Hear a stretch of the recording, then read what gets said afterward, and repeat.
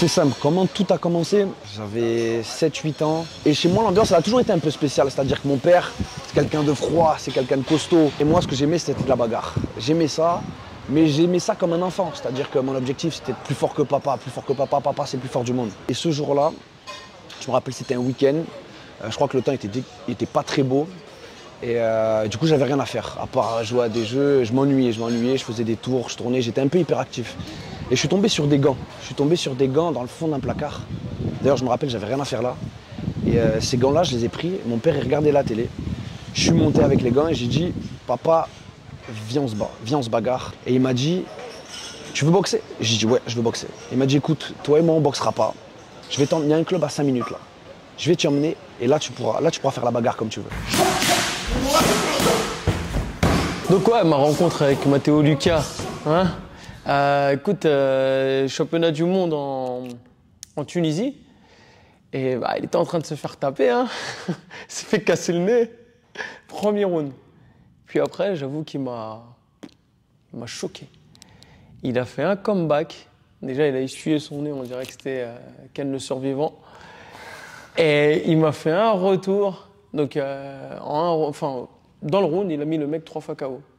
Donc il l'a fait compter 3 fois. Et là, je dis waouh, franchement, j'aime bien ce gars. Là, c'était le plus beau jour de ma vie jusqu'à présent.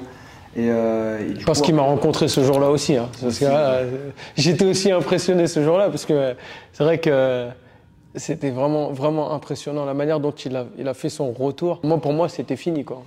Il avait le nez qui était de travers. Et d'ailleurs, même à la suite de ce combat, je suis parti le voir. Hein. Je parle rarement avec les combattants. Je suis parti le voir, je l'ai félicité. Il n'a même pas daigné lever la tête. Il me dit ouais, merci. Je dis mais il se prend pour qui celui-là là?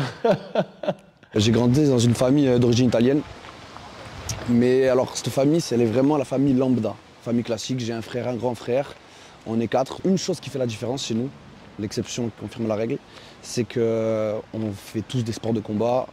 Et c'est un peu notre religion. C'est-à-dire que mon père était prof de judo, 5e dan de judo. Ma mère, ceinture noire de karaté, 3e dan. On m'a pas mis vers l'équitation, vers la danse ou des trucs collectifs, le rugby, le foot. Non, non, c'était sport de combat. Sport de combat tout de suite. Quand on est petit, arriver dans un milieu où on ne connaît pas les gens, c'est spécial, on est timide, on aime bien avoir notre confort. J'avais pas trop envie, mais il m'a forcé, il m'y a mis.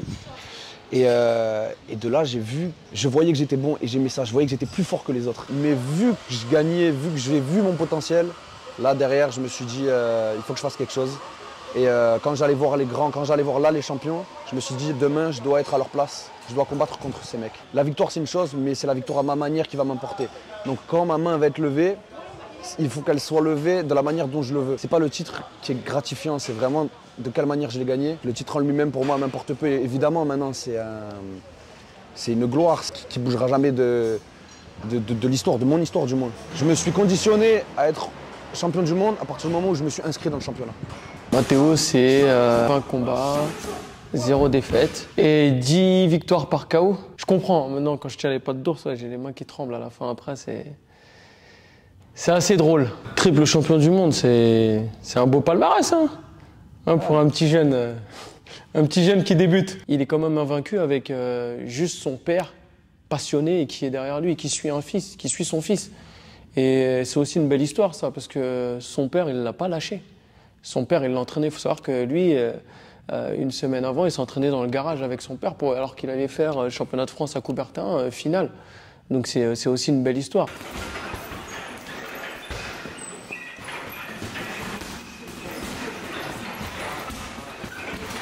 J'ai commencé par le Viet Vu Dao. Après, j'ai enchaîné du coup par le judo. Mon père, du coup, était mon prof. On en faisait avec mon frère étant petit. On a fait quelques années. Après, de là, je suis parti à la boxe. Et vu que je me faisais un peu plus vieux et que c'était quand même là où j'étais le meilleur, je ne pouvais pas, du coup, penser à autre chose, faire autre chose. Il fallait que je fasse que ça. C'est-à-dire que c'était pas ce que je voulais.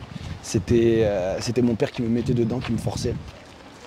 Et je l'en remercie à l'heure actuelle, parce que sans lui, j'aurais pas fait ça. Parce que ma mère, la pauvre, si elle avait dû assumer toute seule un petit mais grand garçon comme moi déjà, je pense qu'elle ne serait pas arrivée. J'étais dans une phase de ma vie où J'avais que mon père qui me suivait en fait, on me suivait à distance, j'avais que lui. J'avais évidemment le staff de l'équipe de France, mais c'est pas du personnalisé, c'est un travail qui est commun vis-à-vis de tous les athlètes. Donc j'étais dans ma bulle et lui vraiment il a su venir vers moi et me dire ton style me plaît, passe me voir. Je suis à tel endroit, c'est un endroit qui n'était pas très loin de là où j'allais travailler. Je me suis dit pourquoi pas, je vais peut-être enfin trouver quelqu'un qui va être derrière moi. Et depuis ce jour-là, j'ai pas bougé d'ici. Hein. Il fallait que je fasse 1 heure de route tous les jours pour venir m'entraîner. Je faisais 1 heure de route tous les jours pour venir m'entraîner. J'étais amateur avant de venir ici et j'en sors professionnel au bout d'un an. J'ai combattu en Hongrie, en Pologne, en Croatie plusieurs fois, en Tunisie. La Chine aussi, t'as fait. Je suis même allé jusqu'en Chine. Et après, des petits pays d'Europe. Et c'est que le commencement, ça. C'est que le commencement. On a eu tellement de propositions. Il faut aussi voir selon nos priorités ce qu'on fait. Mon père, il a jamais aimé tout ce qui est bijoux. Et moi, à l'époque, je voulais être un dur à tout prix. Donc, ça passait par le sport de combat, mais aussi par l'apparence physique. J'avais l'image du dur qui avait un diamant à l'oreille. Et moi, je voulais être ce gars. Donc, j'en parlais à mon père. Je dis, papa, je veux une boucle d'oreille, je veux une boucle d'oreille. Et il m'a dit, tu n'auras jamais de boucle d'oreille avant 18 h. La seule condition pour que je te laisse te faire percer l'oreille, c'est que tu sois champion de France. Et alors là, ni une ni deux, moi, je marchais qu'au challenge la même année et j'ai fait champion de France. Et quand le juge, il m'a levé la main, avec mon père en face, ma main, elle s'est levée, j'ai levé mon autre main et j'ai montré mon oreille et j'ai dit à mon père, tu vas faire ça. Et là, le lendemain, j'avais mon trou à l'oreille. Donc, papa froid, mais papa homme de parole.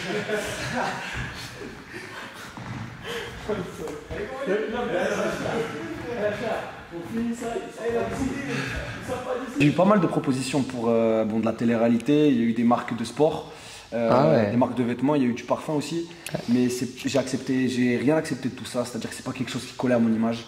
Nous, on avait vraiment cette image de gars qui bossent dans l'ombre, qui est attaché à son image de combattant. On voulait être dans l'ombre, on voulait bosser dur et s'afficher comme ça à gauche à droite.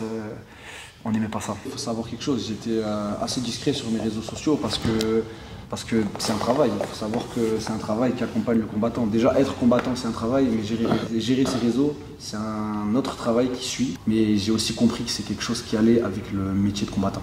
J'ai une anecdote à raconter. Donc, c'était un lendemain de combat, je venais de combattre un Croate costaud. Il m'avait ouvert l'œil, j'étais cabossé. Hein. Les combattants savent quand on sort des combats, on n'arrive plus à marcher. D'ailleurs, il était là, il était avec moi. Et on arrive. Une histoire de fou. On arrive au niveau une histoire de malade. On arrive au niveau de l'hôtel et là il y a une femme. Elle arrive devant moi avec une pancarte. Je lis, je m'approche parce que j'arrivais plus rien à voir avec marqué Marry me. Marie-moi. Marie-moi, elle me disait. Je me suis dit, elle se trompe. Je regarde autour de moi, puis non, elle me le collait, elle me le montrait en face de la tête. Je me suis dit, oh, c'est pas possible. Ah, mais moi je regarde, moi je suis. Qu'est-ce que tu veux que je sois? Je suis interloqué. Je dis, bon, bah ok, t'as encore une de plus, mais bon. Ah, écoute, mec, faut avoir le mental hein, quand tu marches avec lui là. Waouh!